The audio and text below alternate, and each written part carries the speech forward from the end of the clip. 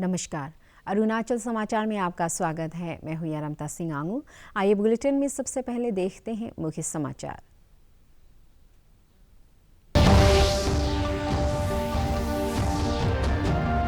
प्रधानमंत्री नरेंद्र मोदी ने असाधारण योग्यता के लिए देश भर के 32 किशोरों को राष्ट्रीय बाल पुरस्कार से किया सम्मानित। नवाचार, शिक्षा, खेल, कला और संस्कृति, सामाजिक सेवा और बहादुरी के क्षेत्र में उत्कृष्ट उपलब्धियों के लिए चयनित बच्चों को किया गया सम्मानित।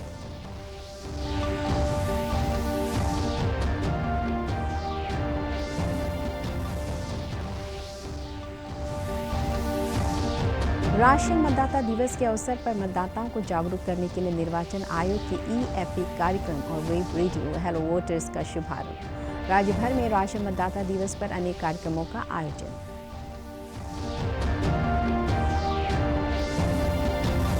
ईस्ट सियांग जिले के निगलोक में स्थित सैनिक स्कूल में आगामी शिक्षण सत्र में प्रवेश लेने के लिए इच्छुक स्थानीय उम्मीदवारों के लिए चलाई जा रही है विशेष कोचिंग सुपर 30। स्कूल से 8 किलोमीटर के दायरे में आने वाले 30 गांव के 30 बच्चों को कराई जा रही है प्रवेश परीक्षा की तैयारी।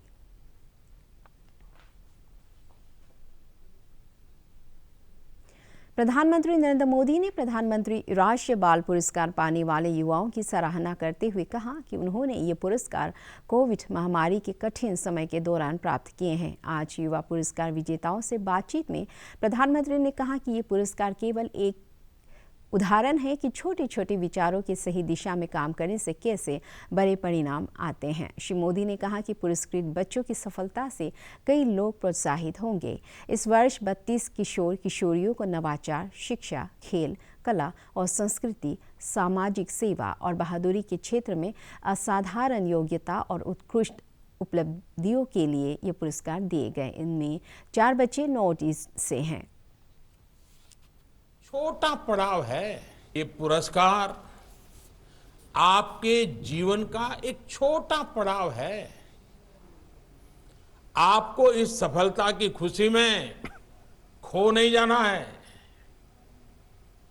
जब आप यहां से जाएंगे तो लोग आपकी खूब वाहवाही करेंगे। अखबार में आपका नाम भी निकल रहा है, आपके इंटरव्यू भी हो जाएंगे। लेकिन आपको ध्यान रखना है कि ये वाहवाही आपके एक्शन की वजह से है, आपके कर्म के कारण है, आपके कमिटमेंट के कारण है। वाहवाही में भटक कर अगर एक्शन रुक गए या आप उससे ही डिस्कनेक्ट हो गए तो यही वाहवाही आपके लिए बाधा बन सकती है।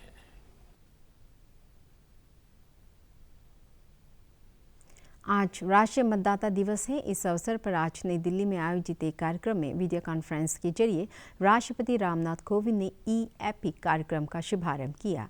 इस मौके पर निर्वाचन आयोग के वेब रेडियो हेलो वोटर्स की शुरुआत की गई। इसके माध्यम से मतदाताओं के बीच मतदान संबंधी जागरूकता पैदा की जाती है। ई-एपिक फोटोयुक्त मतदाता पहचान पत्र का डिजिटल स्वरूप है और इसे वोटर हेल्पलाइन ऐप तथा वेबसाइट पर देखा जा सकता है। अपने संबोधन में राष्ट्रपति ने देशवासियों से मताधिकार का सम्मान करने का आह्वान करते हुए कहा कि लोगों को बिना किसी धर्म, जाति और संप्रदाय के भेदभाव के मताधिकार मिला है और इसमें गरीब एवं अमीर का कोई अंतर नहीं है। लोकतंत्र मजबूत होता जा रहा है। वैशाली, कपिलवस्तु और मिथिला की परंपरा से भारत ने यह सीखा है कि शासन पर समाज के किसी एक वर्ग या वंश का एकाधिकार नहीं होता है। लोकतंत्र में लोक यानी जनता की इच्छा ही सर्वोपरि होती है। मुझे यह जानकर प्रसन्नता हो रही है कि चुनाव आयोग ने सुगम, समावेशी और सुरक्षित चुनाव आयोजित करने के लिए अनेक नवाचारी और समयानुकूल उपाय किए। राज्य भर में राष्ट्रीय मतदाता दिवस के अवसर पर आज मतदाताओं के बीच जागरूकता के लिए अनेक कार्यक्रम आयोजित किए गए। वेस्ट सियांग जिले के आलो में उपायुक्त कार्यालय परिसर में सभी अधिकारियों और कर्मचारियों के राष्ट्रीय मतदाता दिवस की शपथ ली। जिला निर्वाचन अधिकारी मोकी लोई ने मतदाताओं से भारतीय निर्वाचन आयोग के पोर्टल की ई-एपिक पेज से आवश्यक प्रमाण पत्र डाउनलोड करने की अपील की। इधर पासीघाट में आयोजित कार्यक्रम में जिला निर्वाचन अधिकारी डॉक्टर किन्नी सिंह ने मतदाताओं को उनके अधिकारों के प्रति जागरूक करने और 18 वर्ष की आयु पूरी कर चुके युवाओं को मतदाता सूची में शामिल करने पर जोर दिया। उसमें गरीब अमीर छोटा बड़ा आप मतलब 18 साल का बच्चा ले लीजिए या फिर 89 इयर्स का बूढ़ा ले लीजिए, वो सेम है फॉर द इलेक्शन पर्पसेस। तो इसलिए भी इलेक्शन एक बहुत ही इम्पोर्टेंट रोल प्ले करता है हमारी कंट्री में इक्वालिटी लाने के लिए। Every 5 years everyone is same, every 5 years everyone has that right। आप अपनी उस पावर को अच्छे से एक्सरसाइज कीजिए, कोई भी माल प्रैक्टिसेस इलेक्शन में नहीं होने दीजिए और आप ये मत समझिए कि मेरे एक अकेले के होने से क्या होगा। एक की पावर बहुत ज्यादा होती है, एक करके जब बहुत सारे लोग साथ में होते हैं तभी एक चेंज की शुरुआत होती है। तो इसी तरीके से आप आगे बढ़कर इलेक्शन में पार्टिसिपेट करते रहिएगा, इलेक्शन की मशीनरी को अपना साथ और सहयोग देते रहिएगा। अरुणाचल प्रदेश के ईस्ट सियांग जिले से लगे असम की जोनाई में आज राष्ट्रीय मतदाता दिवस के अवसर पर युवा मतदाताओं के बीच मतदान के प्रति जागरूकता पैदा करने के लिए साइकिल रैली निकाली गई और कई अन्य प्रतियोगिताएं आयोजित की गई। इस अवसर पर धेमाजी जिले की एडीसी जिमली सैकिया काकोती ने मतदाताओं से आगामी चुनाव में मताधिकार का उपयोग करने की अपील की।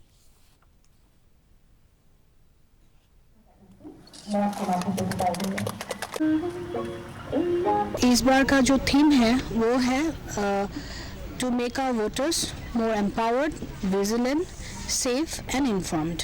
इसीलिए हम लोगों ने आज जो दिन इलेक्शन कमीशन ऑफ इंडिया ने एक लॉन्च किया है ई-एपिक बोलकर, तो उसी ई-एपिक हम लोग यहाँ पे भी हम लोग व्यवस्था करेंगे कि लोग जाने इसके बारे में और वो लोग अपने एपिक अपने खुद डाउनलोड करके रख सकते हैं उन लोगों के पास। और स्पेशली जो यंग वोटर्स हैं उन लोगों को मैं अनुरोध करती हूँ कि वो लोग आए और मतदान करके एक शक्तिशाली देश हम लोगों को दे। देश में अब तक 16,15,000 से अधिक लोगों को कोविड टीका लगाया जा चुका है। केंद्रीय स्वास्थ्य मंत्रालय ने बताया कि पिछले 24 घंटों में 33,000 से अधिक लोगों का टीकाकरण किया गया। इस बीच देश में कोविड से स्वस्थ होने वालों की दर 96.83% हो गई है। कल 13,000 से अधिक लोग संक्रमण से स्वस्थ हुए और इस दौरान 141 लोगों की कोविड से मौत हुई। इस समय 1,34,182 सक्रिय मामले हैं। इधर अरुणाचल प्रदेश में पिछले 24 घंटे में कोविड संक्रमण का एक मामला सामने आया है और 20 रोगी स्वस्थ हुए हैं। राज्य में सक्रिय मामलों की संख्या घटकर 18 रह गई है और रिकवरी दर बढ़कर 99.56% हो गई है। कल राज्य भर में कोविड जांच के लिए 136 सैंपल एकत्र किए गए। भारत और चीन के सेना कोर कमांडरों के बीच 9वें दौर की बातचीत कल रात मोल्दो बीपीओ में संपन्न हुई। बातचीत भारतीय और चीन की सेना के बीच कल सुबह शुरू हुई थी, जो लगभग 17 घंटे तक चली। भारतीय प्रतिनिधिमंडल का नेतृत्व कर रहे fire and fury GOC lieutenant general PGK मैनन ने जोर दिया कि पिछले वर्ष सितंबर में रूस में हुई शंघाई सहयोग संगठन की बैठक के दौरान भारत और चीन के विदेश मंत्रियों के बीच हुई समझौते के अनुसार पूर्वी लद्दाख क्षेत्र में तनाव कम करने और वास्तविक नियंत्रण रेखा पर अप्रैल से पूर्व की स्थिति बहाल करना चीन की जिम्मेदारी है। सूत्रों ने कहा कि इस बातचीत में भारत ने नियंत्रण रेखा के कुछ महत्वपूर्ण स्थानों के सत्यापन के उपाय करने का प्रस्ताव दिया है। बातचीत में विदेश मंत्रालय के प्रतिनिधि भी शामिल थे। नॉर्थ ईस्ट काउंसिल NEC की 69वीं पूर्ण बैठक कल मेघालय की राजधानी शिलोंग में संपन्न हुई। बैठक में पूर्वोत्तर क्षेत्र के लिए चहुमुखी विकास योजना पर विचार विमर्श किया गया और क्षेत्र में चल रही परियोजनाओं की प्रगति पर चर्चा की गई। इस अवसर पर निवेश बढ़ाने और कारोबार में सहूलियत संबंधी रैंकिंग में सुधार पर भी प्रमुखता से विचार किया गया। विभिन्न तकनीकी सत्रों में पूर्वोत्तर क्षेत्र में आजीविका, उद्यमिता, बुनियादी ढांचे, संपर्क और अन्य संबंधित क्षेत्रों से जुड़ी विकास परियोजनाओं पर भी चर्चा हुई। समापन कार्यक्रम के दौरान पूर्वोत्तर क्षेत्र विकास मंत्री जितेंद्र सिंह ने पूर्वोत्तर के सभी राज्यों से विभिन्न मंत्रालयों द्वारा आवंटित धन का उपयोग करने का आग्रह किया ताकि योजनाओं का लाभ अंतिम व्यक्ति तक पहुंच सके। ईस्ट सियांग जिले के निगलोक में स्थित सैनिक स्कूल में आगामी शिक्षण सत्र में प्रवेश लेने के इच्छुक उम्मीदवारों के लिए विशेष कोचिंग की व्यवस्था की गई है। सुपर 30 के जरिए स्थानीय बच्चों की स्कूल में दाखिले के लिए चलाई जा रही कोचिंग में 8 किलोमीटर के दायरे में आने वाले 30 गांव के 30 बच्चे पढ़ रहे हैं। इनमें 18 लड़कियां और 12 लड़के शामिल हैं।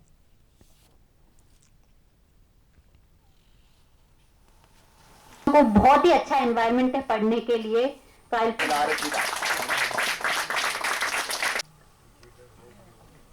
Thank you sir for such lovely words. ये लोगों का जो मनोबल को बढ़ाएगा। लोगों को बहुत ही अच्छा एनवायरनमेंट है पढ़ने के लिए। सुपर 30 नेबरहुड फर्स्ट इस नाम में जो 3 पॉइंट थे by the president of ABK women's wing, हम आपके जो तीनों पॉइंट थे वो तीनों पॉइंट इस नाम में छुपे हुए हैं। नेबरहुड फर्स्ट, नेबरहुड का मतलब है 8 किलोमीटर का दायरा।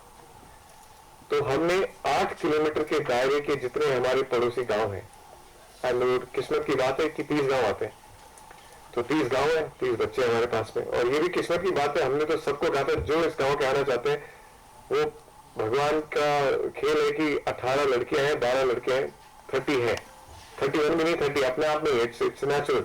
So that is why this name came out. And हमारा एम यही था, जब हमने देखा कि सैनिक स्कूल में बच्चे आ रहे हैं लेकिन बाकी डिस्ट्रिक्ट से आ रहे हैं, आसपास के बाकी दूर के गांव से आ रहे हैं, लेकिन हमारे आसपास के गांव का तो कोई नहीं आ रहा। 2 साल निकल गए, थोड़ा 3 साल हो गया। हमने हमारी कोर टीम बनाई टीचर्स की। टीचर्स ने 1 महीना पहले अपने आप को तैयार किया। ये जितने जो टीचर्स हैं, इन सारे टीचर्स ने 1 दिसंबर से अपनी खुद की अपने आप को पहले तैयार किया इसको पूरा कोचिंग देने के लिए। और वो जो कोचिंग इनका 1 महीने से ज्यादा तैयार हुआ, तब हमने इसको स्टार्ट किया। शी योमी जिले के मेचुका में भारतीय सेना ने गत 23 और 24 जनवरी को नो योर आर्मी मेला लगाया। गणतंत्र दिवस समारोह के तहत आयोजित इस मेले का उद्देश्य सैन्य बलों में युवाओं के लिए रोजगार के अवसर के बारे में जानकारी देना है। युवाओं को सेना में भर्ती के लिए प्रोत्साहित करने के लिए सेना के अत्याधुनिक हथियारों और तकनीकों को प्रदर्शित किया गया। मेले में शी योमी और आसपास के इलाकों के 328 छात्रों ने हिस्सा लिया और उनके सवालों का सेना के अधिकारियों ने जवाब दिया। मेले में पहुंचे राज्य विधानसभा के अध्यक्ष पासांग दोरजी सोना ने भारतीय सेना के इस कदम की सराहना की।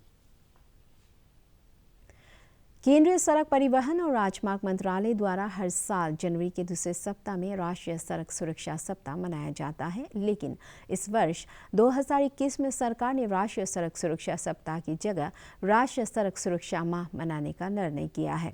सड़क सुरक्षा माह 2021 अभियान के दौरान सड़क दुर्घटनाओं में कमी लाने हेतु यातायात नियमों पर जन जागरूकता अभियान चलाया जा रहा है। ईस्ट सियांग जिले के पासीघाट में आयोजित सड़क सुरक्षा माह कार्यक्रम के दौरान एडीसी ती बोरांग, जिला यातायात अधिकारी मारिक लोई सहित बड़ी संख्या में परिवहन सेवा से जुड़े कर्मी उपस्थित थे। इस अवसर पर श्री लोई ने बताया कि गत 17 फरवरी तक चलने वाले सड़क सुरक्षा माह के तहत लोगों को यातायात नियमों के पालन के लिए प्रोत्साहित करने हेतु जिले के सभी इलाकों में कार्यक्रम आयोजित किए जा रहे हैं। ऐसे तो नॉर्मली हम लोग का इंडिया में रोड सेफ्टी वीक होता है। इस बार का जो थीम है ये है सड़क सुरक्षा जीवन रक्षा। यह है 18 जनवरी से 17 फरवरी तक और एवरी डिस्ट्रिक्ट में होगा हम लोग का 25 जनवरी से 27 जनवरी तक, 3 दिन का है। ईटानगर में स्थित Dorji Khandu state convention centre में आज से जलवायु परिवर्तन पर Arunachal revised state action plan पर बैठक शुरू हुई। राज्य के जलवायु परिवर्तन सेल, वन और पर्यावरण विभाग द्वारा नई दिल्ली के एक निजी संस्थान के सहयोग से आयोजित इस 5 दिवसीय बैठक में संबंधित विभागों के अधिकारी जलवायु परिवर्तन के मद्देनजर इस पर नियंत्रण, जन जागरूकता सहित विभिन्न उपायों पर चर्चा कर रहे हैं। Now we are undertaking a process of revision of the action plan, state action plan on climate change. Climate change is something which affects everybody, not only the rich or poor, but the effects are felt more by the rich, more by the poor than by the rich. So it is something on which collective action is required. Extensive planning and very directed action is required by all stakeholders to bring the global warming under control, which has been committed by India in the Paris Declaration of 2015. We have started the process, and let us hope that it happens. Arunachal समाचार के आज के अंक में इतना ही। जाने से पहले आप सभी से अनुरोध है कि कोविड-19 के दिशा निर्देशों का पालन करें, हमेशा मास्क लगाएं, बार बार हाथ धोएं और सोशल डिस्टेंसिंग के नियमों को मानें। हम कल फिर हाजिर होंगे अरुणाचल और देश दुनिया की खबरों के साथ। चलते चलते आपको बता दें, आप अरुणाचल समाचार हमारे YouTube channel DD news Arunachal पर भी देख सकते हैं। देखते रहिए अरुण प्रभा। नमस्कार।